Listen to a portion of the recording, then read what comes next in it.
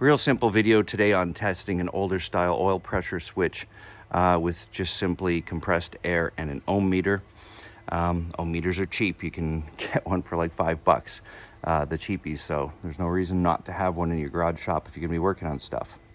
And another thing, don't put thread coating on your oil pressure switch. If you put like thread tape or something on there, this is supposed to make a ground to your engine block through those threads. If you have thread coating or thread sealant on there, it's not going to ground.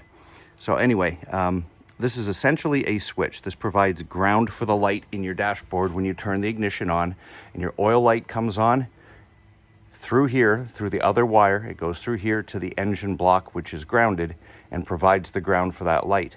When there's pressure coming in this side through that little hole, it pushes in, and that pressure shuts off that switch between the ground, shuts off the connection, and then your light goes off.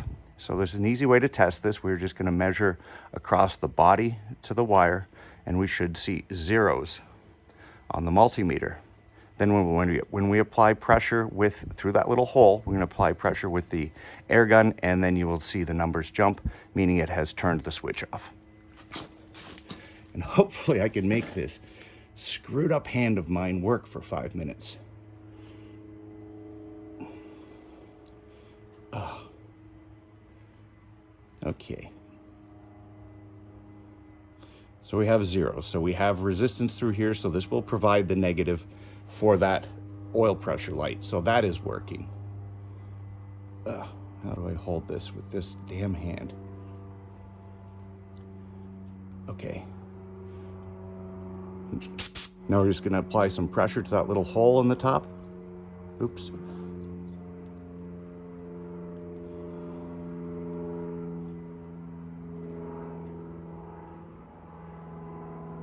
Come on, hand, work with me for 1 minute. And you see the numbers jump.